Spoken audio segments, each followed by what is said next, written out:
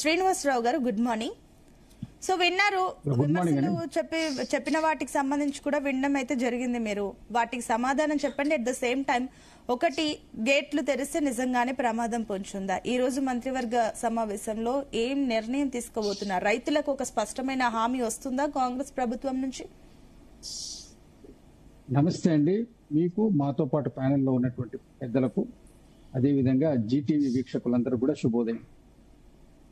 ఇవాళ మంత్రివర్గం కీలకమైనటువంటి అంశం ప్రస్తుతం ఎన్నుకుంటున్నటువంటి ఎలినోవా ఎఫెక్ట్, వర్షాభావ పరిస్థితి రాష్ట్ర వ్యాప్తంగా ఉన్నటువంటి దాన్ని చేయాల్సినటువంటి ఎఫెక్టివ్ స్టెప్స్ అండ్ మన ఎమర్జెన్సీ మెజర్స్ ఏం తీసుకోవాలనేటువంటి దాని మీద గత కొన్ని రోజులుగా నీటిపారుదల శాఖ మార్చలేనటువంటి ఉత్తమ్ కుమార్ రెడ్డి గారు, బట్టి విక్రమార్క గారు, అనేక మంది కేబినెట్ ప్రముఖులందరూ కలిసి చేస్తున్నటువంటి పర్యటనలు, వాటి మీద తీసుకుంటున్న ఫీడ్బ్యాక్ ను అన్ని క్రోడీకరించి కేబినెట్ లో చర్చించి దాని మీద ఒక కాళేశ్వరమే కాదు అనేకమైనటువంటి మెజర్స్ మీద ఏం చేయాలి, ఇప్పుడు ఈ కరువును, ఇప్పుడు ఉన్నటువంటి ప్రస్తుత కరువును, ఎలినోవా పరిస్థితిని ఎదుర్కోవడానికి ఏం చేయాలన్న దాని మీద ఎక్స్పర్ట్ రిపోర్ట్స్, అఫీషియల్ ఫీడ్బ్యాక్స్ అన్ని తీసుకొని దాని మీద నిర్ణయం చేయడానికి కేబినెట్ సమావేశం అవుతుంది.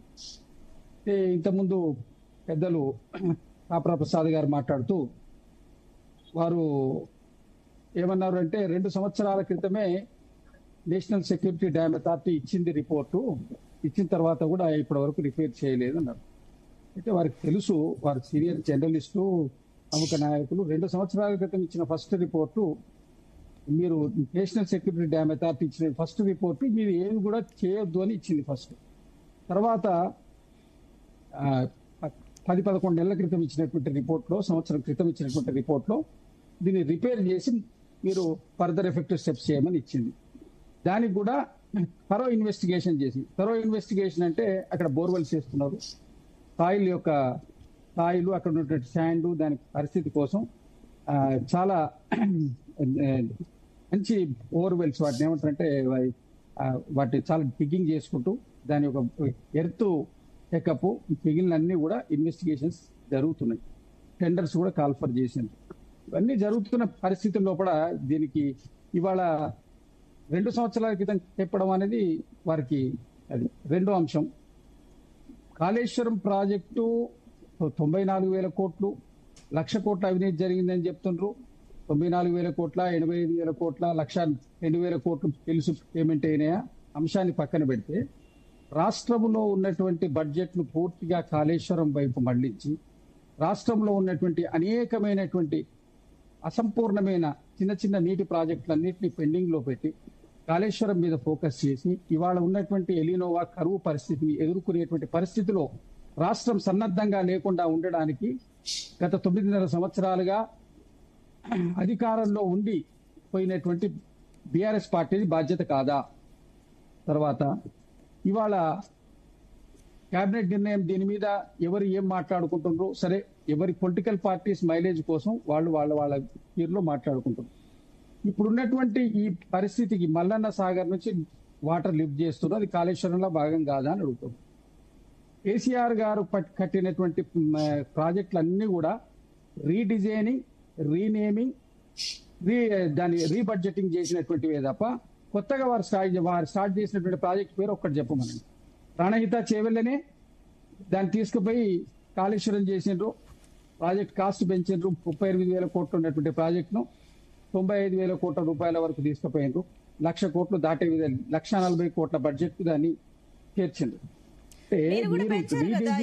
మీరు కూడా పెంచారు కదా, ఇప్పుడు పెండింగ్ ఉన్న ప్రాజెక్టులకి 1,26,000 పైచిలుక మీరు కూడా బడ్జెట్ పెంచారు కదా, మిగిలిన ప్రాజెక్ట్స్ ప్రాజెక్ట్ కాస్ట్ పెంచండి.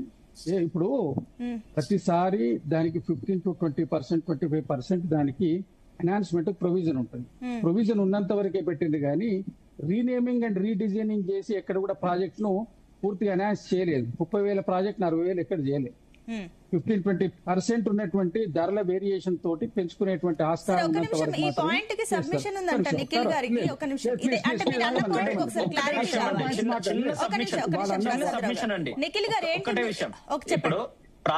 ప్రాజెక్టుల రీడిజైనింగ్ గురించి వారు మాట్లాడుతూ ఉన్నారు. అయితే ఏదైతే ప్లాన్ చేసిండ్రో ప్రాణహిత చేవెళ్ల ప్రాజెక్టుకు సంబంధించి పూర్తి స్థాయిలో కెపాసిటీ వాళ్ళు డిజైన్ చేసింది 16 టీఎంసీలకు.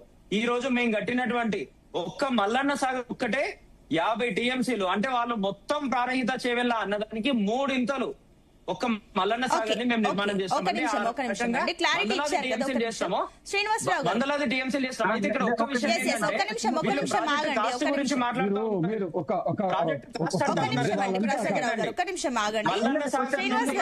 నిఖిల్ గారు మీరు అడిగారు, మీరు సబ్మిషన్ అడిగారు కదా, నేను దానికి ఇచ్చాను, మీరు దానికి క్లారిటీ ఇచ్చారు. ఒక్క నిమిషం, లేదు ఒక్క నిమిషం శ్రీనివాస్ గారు మీరు చెప్పండి ప్రసాద్ గారు. ఓకే చెప్పండి. ఒక్కటే మాట శ్రీనివాసరావు గారికి కొనసాగింపులో అనేది ఉంటది.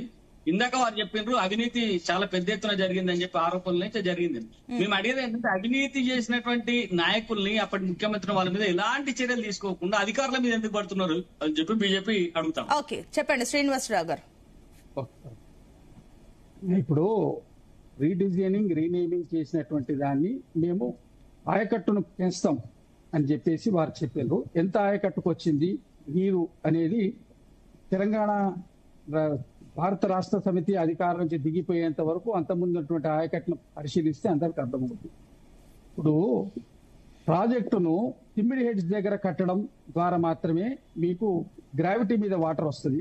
గ్రావిటీ మీద వాటర్ రాకుండా దాన్ని ఎక్సెస్ ఆఫ్ అంటే ప్లెంటీ ఆఫ్ వాటర్ అక్కడ నుంచి మనం లిఫ్ట్ చేయాలనేటువంటి కాన్సెప్ట్ తోటి ఏర్పడబడ్డది మేడిగడ్డ బ్యారేజ్. దాంట్లో ఇప్పుడు ఇంతకుముందు వారు చెప్పుకుంటూ నిఖిల్ రావు గారు ఏమన్నారంటే ఇంజనీర్ల మీద అనుచిత వ్యాఖ్యలు చేసేది ముఖ్యమంత్రి గారిని. వ్యాఖ్యలు అనుచిత వ్యాఖ్యలు అనేది దాని గురించి కాక మనం ఒక సబ్జెక్ట్ గురించి మాట్లాడుకుంటే రీడిజైన్ దానికి ఇంజనీర్స్ లోపల కూడా డివిజన్ ఉంది. దాంట్లోకి సంబంధించినటువంటి రిటైర్డ్ ఇంజనీర్సే చాలా మంది ఏం చెప్తుందంటే ఇది ఎత్తిపోతల పథకం కాదు, ఇరుగుపోతల పథకం, దీని అసలు వయబిలిటీనే లేదు, మేము అప్పుడే వద్దని చెప్పినామని చెప్పేవాళ్ళు ఉన్నారు.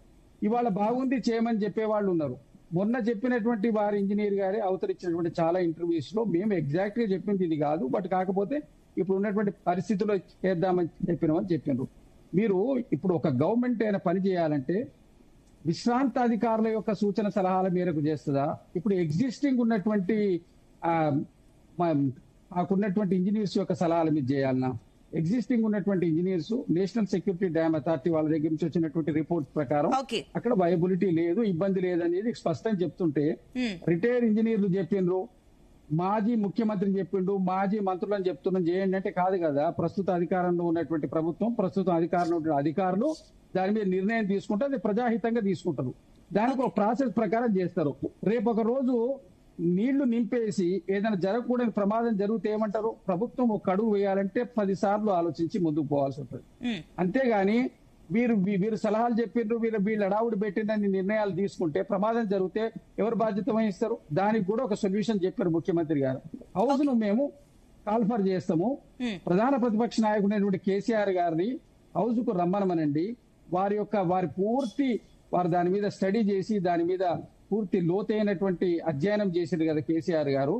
దానికి సంబంధించి ఇప్పుడున్నటువంటి దాన్ని ఎట్లా ఓవర్కమ్ చేయాలనో ఫ్లోర్ లో చెప్తే, ఈ ప్రెస్ మీట్ పెట్టి చెప్తే కాదు, ఫ్లోర్ లో చెప్తే దాని మీద అది సహేతుకంగా ఉంటే మా ఇంజనీర్లు వీళ్ళందరూ కూడా ఎస్టాబ్లిష్మెంట్ మధ్య కూడా యాక్సెప్ట్ చేసే విధంగా సభలో చర్చించి యాక్సెప్టబుల్ సజెషన్ వస్తే దాన్ని ఇంప్లిమెంట్ చేద్దామని చెప్పారు. ఆ ఒక్క విషయం మీద మరి ఎందుకు మాట్లాడరు? ఇప్పుడు మీకు ఈ సమస్యకు ఊరికే సవాళ్లు ప్రతి సవాళ్ళు కాదు. బీఆర్ఎస్ వాళ్ళు ఈ సబ్జెక్ట్ గురించి మాట్లాడదలుచుకుంటే అసెంబ్లీకి రావాలి. బయట మీడియాలో మాట్లాడుకుంటే ఇది కెనాల్ అటెన్షన్ డైవర్ట్ చేయడం కాకపోతే మీకు ఇచ్చినటువంటి ప్రధాన ప్రతిపక్ష పాత్ర మీరు అసెంబ్లీ ఏ రోజు కావాలంటే ఆ రోజు కాల్ఫర్ చేస్తా అని చెప్పారు. మీకు నచ్చిన డేట్ చెప్పమన్నారు. మరి ఆ రోజు మీరు రమ్మనమనండి, కేసీఆర్ గారిని రమ్మనమనండి, దాన్ని ప్రజెంటేషన్ చేయమంటే ఒకటేసారి హరీష్ రావు గారు దాని ఇరిగేషన్ మినిస్టర్ గా ఉన్నారు, రెండోసారి కేసీఆర్ గారే ఉన్నారు. వారిద్దరు కూర్చొని చెప్తారు. వారు చెప్పేటువంటి దాని మీద ప్రభుత్వం దాని మీద తీసుకొని ముందుకు పోద్ది. ఊరికే గనుకోసారి కాళేశ్వరం మీద మీరు చెప్పకపోతే ప్రభుత్వం చేయదా? ప్రభుత్వం చేస్తూనే ఉంది, వాళ్ళ పని వాళ్ళు చేస్తున్నారు. దాని మీద రోజు ఒక విమర్శ, దాని ప్రతి విమర్శ జనాల అటెన్షన్ డైవర్ట్ చేయడానికి వాళ్ళు ఉన్నటువంటి కరువుకు కారణం పార్టీ. ఒక నిమిషం అండి ప్రసాద్ రావు గారు, ఒక నిమిషం. అండ్ పాపారావు గారు అప్పటి నుంచి వెయిట్ చేస్తున్నారు. ఆయన